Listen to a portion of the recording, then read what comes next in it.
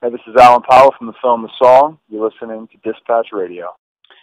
All right, folks, you've heard us talk about the new film, The Remaining. It comes out September the 5th. It deals with the Rapture in a very unique way, and we have another actress on with her. Her name is Liz Morgan. She's going to talk about the film, her character, and get some insight into some other projects that she's working on. Liz, how are you?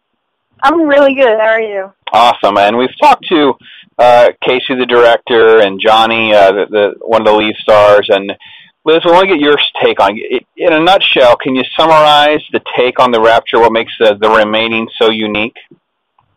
Well, as you know, it's a horror movie, so they really focus on the scary aspect of the Rapture. Interesting, I think. And like the whole movie, even though it is technically a faith-based movie, I think it's really about asking yourself, if you were to die tomorrow, would you be okay with who you are today? Would you be okay with being remembered as the person who you are?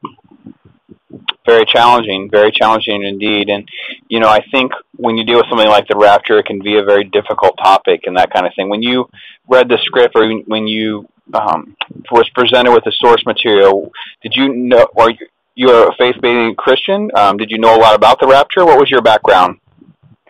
I grew up, when I was a lot younger, I grew up as a Christian. My dad would read the Bible to me and my brothers for bedtime stories. So I definitely had a lot of knowledge of it.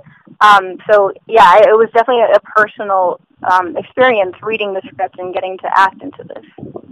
Sounds amazing. It definitely sounds very intense. And when you're on set with this, Casey's style was definitely very unique, from what I understand. And what was that experience like for you? Like the camera experience? Yeah, because his approach, you know, he started out as making it sort of kind of a found footage film. Right. Just there's a whole lot of different dynamics that we've kind of unraveled the onion to discover a little bit. So how was that experience for you? It was really interesting. Yeah, because there were some moments where I had to look into a handheld camera that Johnny would be holding, and it was very much more personal in that aspect. But then there were moments where there was a camera right on my face, like a professional film camera right on my face, and I couldn't look at that. And so it was really hard to train my brain to when to look at the camera and when not to look at the camera. Well, I know you've done a lot of theater work and stuff, so that's got to be a very difficult challenge, at least in the beginning, to kind of get used to. Oh yeah, definitely. Yeah, I've recently, I'm a huge fan of Shakespeare. I'm actually obsessed with Shakespeare. And over the summer, I got to play Hamlet, which was incredible.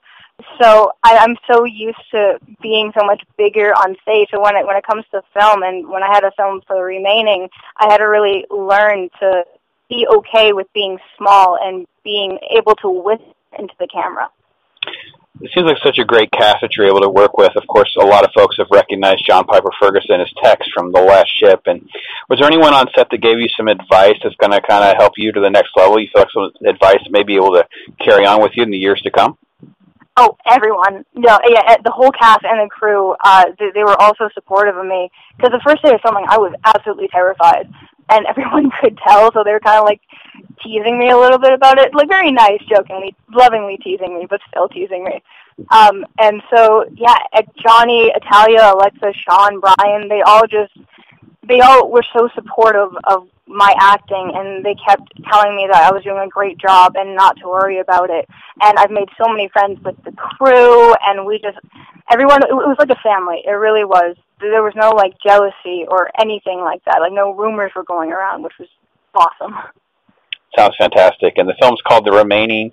It opens wide on September the 5th. You can check out more online. We'll link to the trailer again, and as well as some of these other interviews, so you can check that out, folks, or if you're listening to us online on one of the podcasts. So, Liz, you mentioned the Shakespeare obsession, as you called it.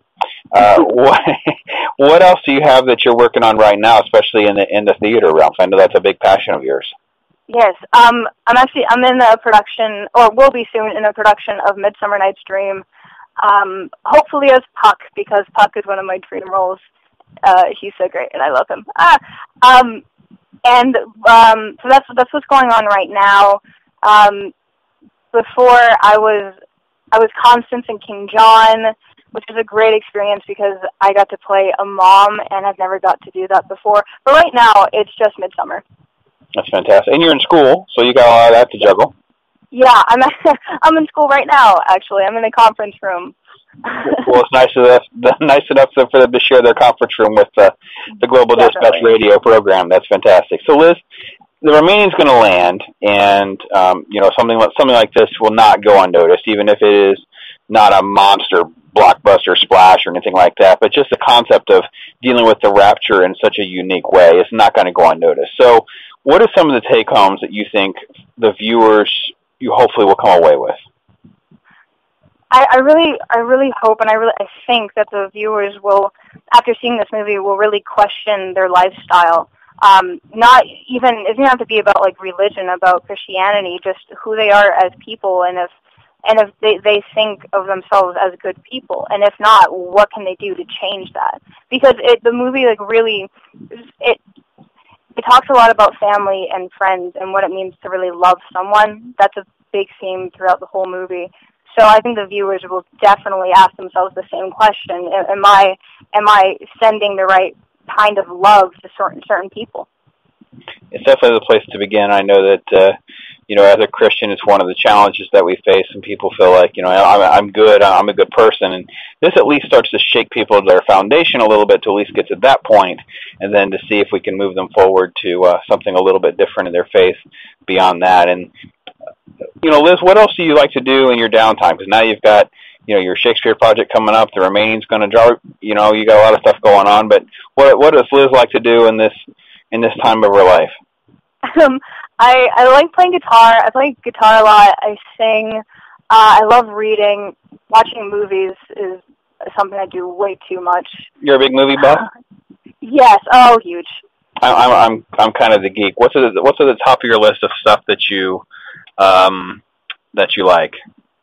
You have a certain genre that's your favorite? Yeah, Tarantino, all the way. You're a Tarantino fan. All right. Yes. Is there a better Tarantino picture than Pulp Fiction, or is it just so head and shoulders above everything else? Ooh. Oh gosh, it's for me, it's either Pulp Fiction or Reservoir Dogs. Those switch back and forth. That's a good choice. I can't argue with the rationale there. Definitely the style of filmmaking in Reservoir Dogs makes it unique, right? Lay a camera on the floor and somehow make that work. Yeah, it's crazy. I heard, actually, I'm not sure if this is true, but I heard that Reservoir Dogs was originally written as a play, and then it got into film. I don't know that he wrote it as a play, but that's very interesting indeed. Yeah. I know he uses a lot of different source material as he puts together his stuff, so that's good stuff. What else you got? I'm getting really into Wes Anderson lately. Oh. Actually, I think his style of directing is very interesting. I love his use of colors. Oh my gosh, I love Charlie Chaplin. Huge fan of Charlie Chaplin and Buster Keaton. Such a great physical comedy. I know. I'm really into clowning, actually. It's one of my kind of guilty pleasures that I kind of hide from some people because people don't understand clowning. When I say clowning, like a lot of people think of like circus and face paint, but there's so much more that goes into it. So like Charlie Chaplin and Buster Keaton are like heroes for me. All you have to do to explain clowning to people is just watch Jim Carrey in most of his movies, and that sort of is the at least entry level to clowning. Then they can at least yeah. It's entry level. I'm not saying it's good. He's no Chaplin. I'm just saying it's the entry level. Right. Yeah, I agree with that. All right, fair enough. All right, good stuff. Liz Morgan, folks, we're talking about The Remaining. It's September 5th wide. You want to check that out, and hopefully Liz will keep in contact with us when some of her Shakespeare stuff's dropping.